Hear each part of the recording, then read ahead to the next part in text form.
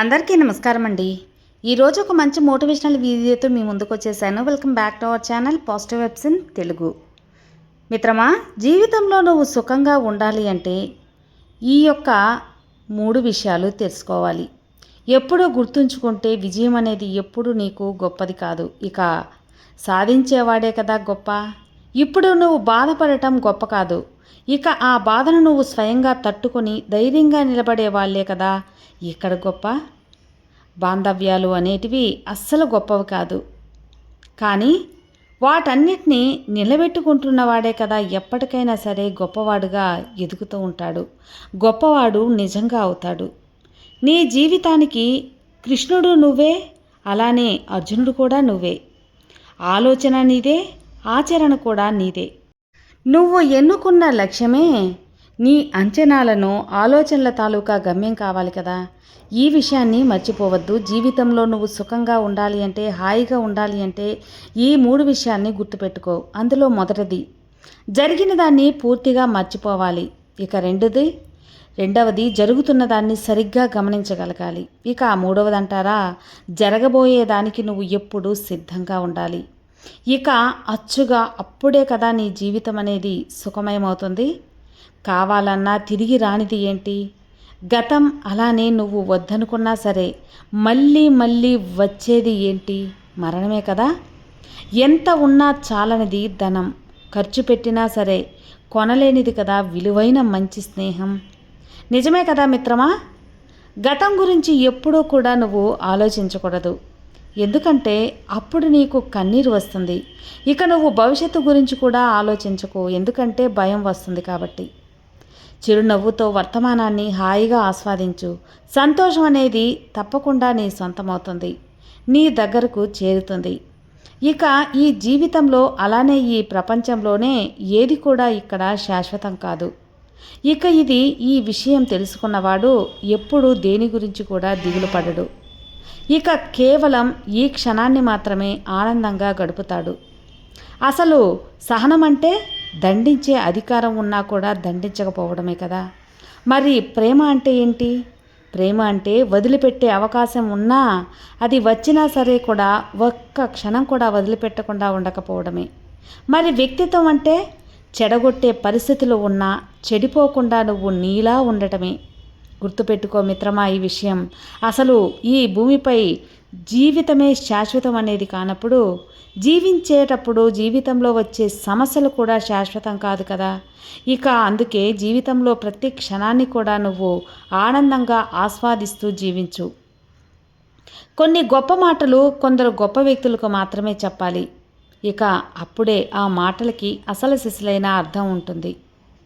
ఎలా అయితే శ్రీకృష్ణుడు భగవద్గీతని అర్జునుడికి చెప్పినట్లుగా, అవునా కదా, స్నేహం అనేది నీకు తోడుగా ఉంటే ఓటమిలో కూడా నీకు మంచిగా ఓదార్పునిస్తుంది.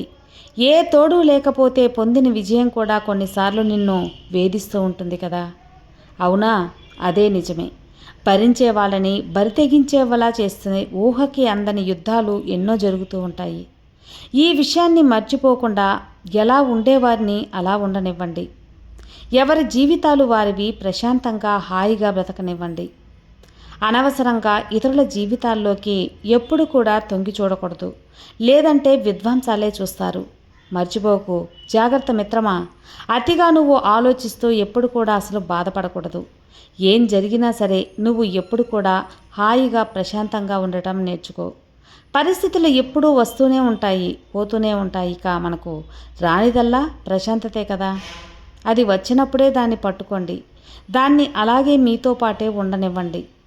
ఎప్పటికీ కూడా ఇక జననానికి అలాగే మరణానికి ఒక సమయం అనేది ఖచ్చితంగా ఉంటుంది. అలానే మన జీవితంలో కూడా జరిగే ప్రతి దానికి ఒక సమయం అనేది రాసిపెట్టి ఉంటుంది.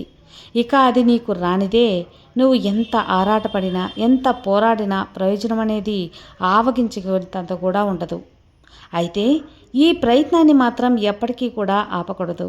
ఎలా అయితే ఈ జీవితాన్ని నువ్వు ఆపకుండా స్వచ్ఛంగా జీవిస్తూ ఈ ప్రయత్నాన్ని ఎప్పటి వరకు ఆపకూడదంటే, నువ్వు గమ్యాన్ని చేరేంత వరకు ఆపకూడదు. ఎలా అయితే మరణం వరకు చేరి ఈ జీవితం అనేది అక్కడే ఆగిపోతుందో, అలాగే మీ ప్రయత్నం కూడా గమ్యాన్ని చేరుకోవాలని తెలుసుకోండి. ఇక భగవద్గీత నుండి మనం తెలుసుకోవాల్సినవి, మన జీవితంలో ఏది కూడా ఎప్పటికీ కూడా శాశ్వతం కాదు అని. అలా అని జీవితంలోకి బాధ అనేది కేవలం ఒక భాగం మాత్రమే అని గుర్తుంచుకోండి. ముగిసిన ప్రతిదీ కూడా మరో కొత్తదనానికి ఆరంభం అనేది ఖచ్చితంగా అవుతుంది. ఇక అలాగే ఇతరుల యొక్క ప్రతికూలత నీ సమస్య కాదు. యుద్ధం అంటూ నువ్వు మొదలు పెడితే అడ్డొచ్చేది అనంత సముద్రమైనా సరే నువ్వు భయపడకుండా తొక్కిపడేయాలి. మనశ్శాంతి లేని జీవితం మరణంతో సమానం. నిన్ను పుట్టించిన నారాయణుడు నీకు మంచి జీవితాన్ని ఇవ్వలేదు, అలానే చెడ్డ జీవితాన్ని కూడా ఇవ్వలేదు కదా. ఇక ఆయన ఇచ్చింది కేవలం ఒకే ఒక జీవితం అంతే. ఇక దాన్ని నువ్వు ఎలా మార్చుకుంటావో, ఎలా జీవిస్తావో నీ ఇష్టం. అసలు స్నేహం అంటే అవకాశాల కోసం వేచి చూసేది అస్సలు కానే కాదు. అసలు సిసలైన స్నేహం అంటే పూర్తి అవసరాలన్నీ కూడా తీరిపోయాక వదిలి వెళ్ళిపోయేది, అంతకన్నా కాదు. నీ ఊపిరి ఉన్నంత వరకు నీ ప్రాణానికి ప్రాణంగా నిలిచేది కదా అసలైన నిజమైన స్నేహం అంటే. అవును కదా, ఇది అక్షరాల నిజమే. రాముని సీత దగ్గర చేర్చింది రాముడి యొక్క పట్టుదల మాత్రమే కాదు, సీతాదేవి యొక్క నమ్మకం కూడా. నమ్మకం చాలా గొప్పది. ప్రేమ అంటే ఇక్కడ ఒక్కరే నడిచి చేరుకునే దూరం కాదు కదా, ఇద్దరూ కలిసి చేసే ఒక అద్భుతమైన ప్రయాణమే.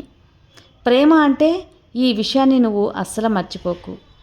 బంగారు జింక అసలు ఈ ప్రపంచంలోనే ఉండదని శ్రీరాముడు అంతటి వాడికి తెలియదా చెప్పు. చేటుకాలం వచ్చినప్పుడు అలాగే ఉంటాయి. కొన్ని అసలు మన ఆధీనంలో కూడా ఉండవు. జీవితంలో ఏదైనా సరే నువ్వు సాధించాలి అనుకుంటే అన్నీ కోల్పోవడానికి కూడా నువ్వు రెడీగా ఉండాలి అని తెలుసుకో. ఈ విషయాన్ని మాత్రం ఎప్పటికీ మర్చిపోకు. ఎప్పటికి కూడా నీ ఆనందమే రావాలంటే ఎలా చెప్పు. గెలుపు ఆటుపోటులు వస్తూ ఉంటాయి, పోతూ ఉంటాయి. అన్నిటికీ నువ్వు సిద్ధంగా ఉండాలి. నీ మనసును నువ్వు ధైర్యం చెప్పుకోవాలి. అలా కాకుండా భయపడుతూ కూర్చుంటే, బాధపడుతూ ఉంటే ఎలా? ఒక్కసారి గెలుపు రాగానే సంతోషపడిపోయి ఓటమి రాగానే ఏడుస్తూ ఉంటే ఎలా చెప్పండి? ఎందుకనే అన్నింటినీ కూడా నువ్వు సిద్ధంగా ఉండాలి. అన్నిటినీ నువ్వు తట్టుకోగలగాలి. అప్పుడే జీవితం అర్థవంతమవుతుంది. అర్థమైంది కదా ఫ్రెండ్స్? విన్నారు కదా అండి. ఈ మోటివేషనల్ వీడియో మీకు ఎంతగానో నచ్చి ఉంటుంది అనుకుంటున్నాను. నచ్చితే లైక్ చేయండి, షేర్ చేయండి, సబ్స్క్రైబ్ చేసుకోండి. మరో మంచి మోటివేషనల్ వీడియోతో మళ్ళీ కలుద్దాం. అంతవరకు have a good day friends. Thank you for watching. Bye.